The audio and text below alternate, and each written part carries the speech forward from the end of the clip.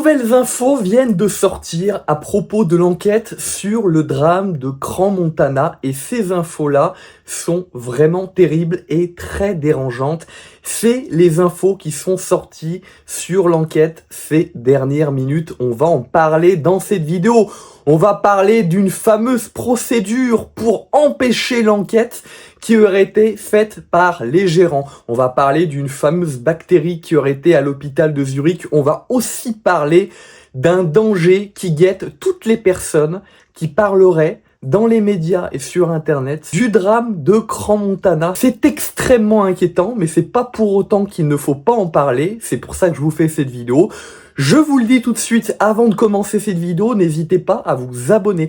C'est la seule chose qui peut vraiment nous aider. Si vous voulez qu'on achète du meilleur matériel, si vous voulez pousser la chaîne, si vous voulez tout simplement nous dire merci de vous faire des vidéos très régulièrement sur des sujets chauds comme celui-là pour relayer toutes les infos qui sortent sur la presse internationale et qui sont pas forcément relayées en France dans les médias où on tente un peu, j'ai l'impression, en tout cas c'est mon avis personnel, d'étouffer l'affaire.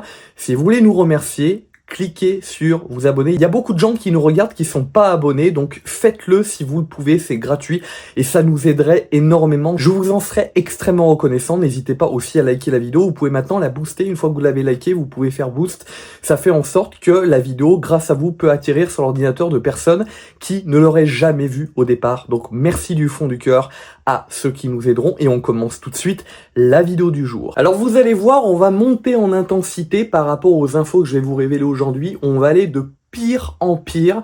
Donc ceux qui vont rester jusqu'à la fin de la vidéo, eh bien vous aurez des infos de dingue, totalement folle à la fin. La première info qui nous vient, c'est concernant une bactérie qui apparemment traînerait à l'hôpital de Zurich où seraient soignées certaines victimes, dont le fameux jeune qui est décédé, la 41e victime qui est décédée il y a quelques jours, aurait en fait été décédée à cause de cette bactérie très résistante et qui toucherait les victimes du drame de Crans-Montana, les très graves brûlés qui seraient dans l'hôpital de Zurich. On comprend pas trop comment cette bactérie a pu se retrouver là, mais après c'est toujours possible qu'elle ait été ramenée par n'importe quoi. On ne connaît pas trop les causes pour l'instant, peut-être qu'on aura des explications par la suite et je vous les communiquerai si possible. En tout cas, on adresse nos condoléances à la famille de ce jeune homme qui est décédé il y a quelques heures, qui est la 41e victime du drame de Crans-Montana. La deuxième info, c'est que la mairie de Crans-Montana, la municipalité, va débloquer plusieurs millions d'euros pour les familles de victimes. Ça a été dit par le responsable de la ville qui est, lui, visé par énormément de critiques. Je vais pas donner son nom, mais je pense que ceux qui sont au courant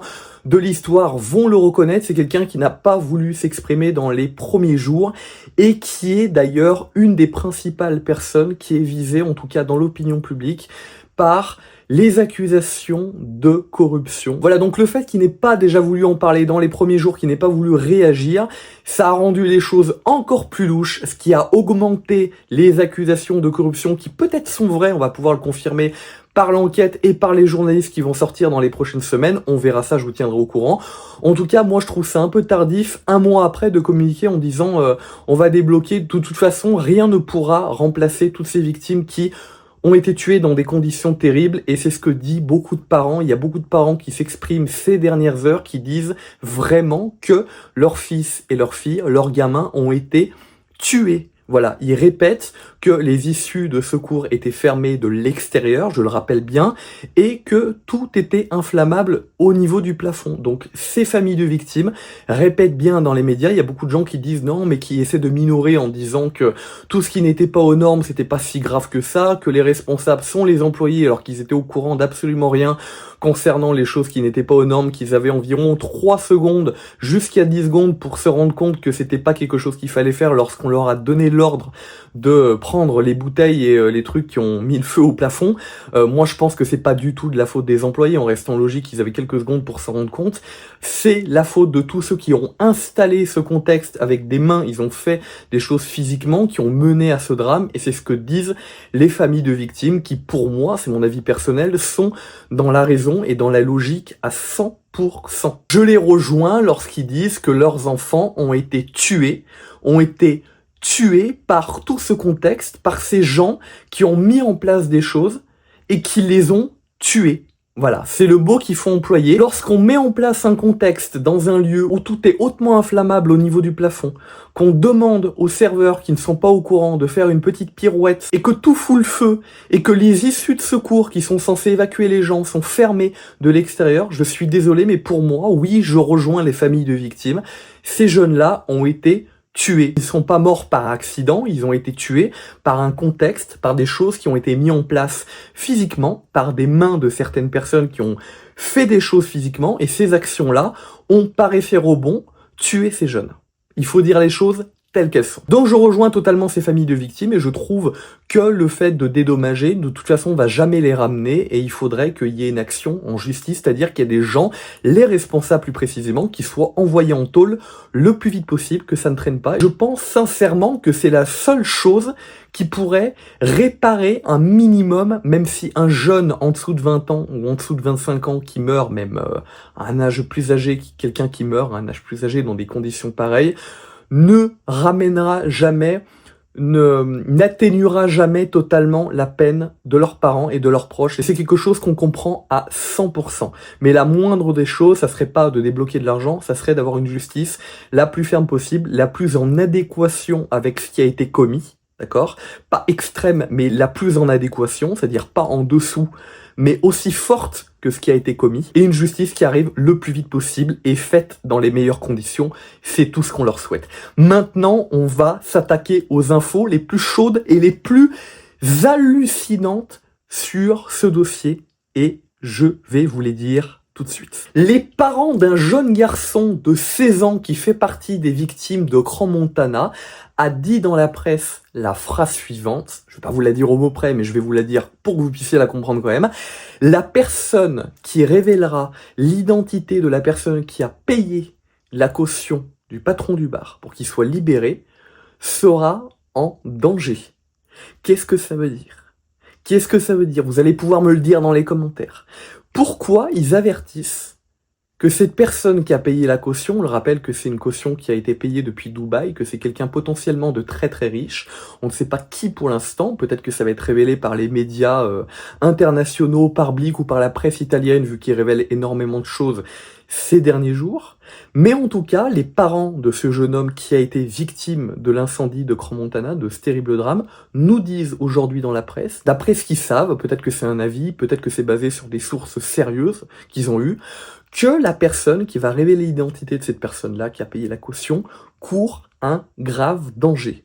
Qu'est-ce que ça veut dire selon vous? Vous allez pouvoir me le dire. Je sais pas s'il y a un vrai danger. S'il y a un vrai danger, je sais pas s'ils vont aller jusqu'à menacer des rédactions entières de personnes, car à mon avis, ça va finir par être sorti et par être révélé au minimum par les enquêteurs. Qu'est-ce que ça veut dire selon vous? Si vous savez ce qu'il vous reste à faire, abonnez-vous, poussez la vidéo, parce que le métier de journaliste n'est pas toujours simple et n'est pas toujours non risqué lorsqu'on travaille, lorsqu'on révèle, même si je fais que relayer, je ne travaille pas sur ce sujet en tant qu'enquêteur, hein, mais je relaie ce qui est dit dans la presse internationale pour rendre hommage à une personne que j'ai connue, qui était extrêmement gentille et qui est morte dans cet incendie. Donc je sens que je dois relayer tout ce qui est dit dans la presse internationale, qui n'est pas forcément dit sur Internet en France, pour qu'un maximum de personnes le sachent. Donc c'est un besoin que j'ai, mais c'est pas forcément quelque chose qui est pas risqué. Donc si vous voulez m'encourager, vous voyez, par rapport à ce que ses parents disent, vous savez ce qu'il vous reste à faire. Si vous voulez pousser la chaîne, la vidéo, n'hésitez pas à vous abonner, à liker, c'est pour ça aussi que je vous le disais au départ. Est-ce qu'ils vont aller jusqu'à menacer des gens? Eh bien ça, je ne le sais pas du tout. En tout cas, comme disent la plupart des gens sur Internet, il faut mettre la pression maximale sur les autorités. Tout ça passe par le relais, par le fait que les vidéos qui parlent du sujet soient de plus en plus relayées. Tout ça compte énormément. La dernière info que je vais vous partager aujourd'hui, et qui est l'info pour moi la plus chaude et qui révèle énormément de choses aussi, c'est une info concernant le couple de gérants qui, d'après une info qui est sortie il y a quelques heures, aurait tenté de bloquer un recueil de témoignages sur les événements de l'incendie de leur propre établissement. La justice doit prochainement se prononcer, c'est-à-dire qu'ils sont en train de mettre en œuvre, on ne sait pas si c'est eux directement ou via leurs avocats, ils essayent de mettre en œuvre des actions pour faire en sorte que les témoignages de gens qui peut-être étaient là sur place ou peut-être ont vu des choses qui pourraient leur nuire, qui pourraient alerter sur le fait qu'ils soient parmi les coupables. Je pense pas qu'ils soient les seuls coupables, bien évidemment. Je pense qu'il y a la mairie et le canton qui sont extrêmement corrompus aussi. Mais on voit qu'ils essayent de faire en sorte que les gens qui puissent parler, qui puissent témoigner, tout simplement ne puissent pas le faire. Que ces témoignages, que cette ouverture de la parole, que cette liberté d'expression ne puisse pas avoir lieu à l'origine. Que cette ouverture de la parole soit bloquée à partir du début. C'est-à-dire que les personnes ne puissent pas du tout s'exprimer. C'est vraiment des méthodes de corrompus à 100%, je le pense, je vous le dis cash. Il devrait y avoir la possibilité pour toutes les personnes qui ont vu des choses et qui veulent témoigner sur ce qu'ils ont vu, de parler à 100% sans être menacés, sans être bloqués.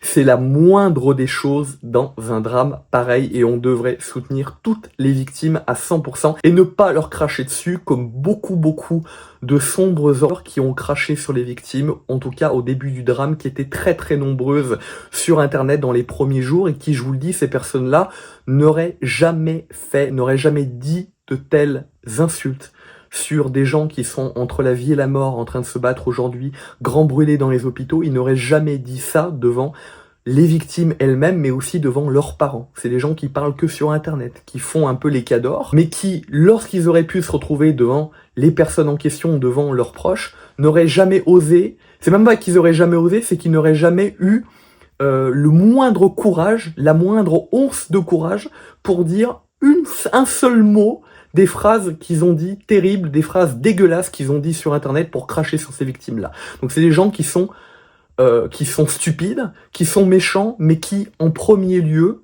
j'ose le dire, qui sont extrêmement lâches. Ils sont la lâcheté incarnée, ils sont la méchanceté incarnée, mais surtout ils sont la lâcheté incarnée parce que c'est des gens qui sont peureux et qui le font uniquement parce qu'ils sont cachés derrière un écran sur Internet.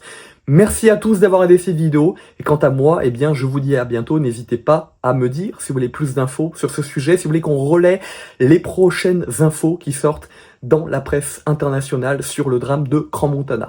Merci à tous et à bientôt. Ciao!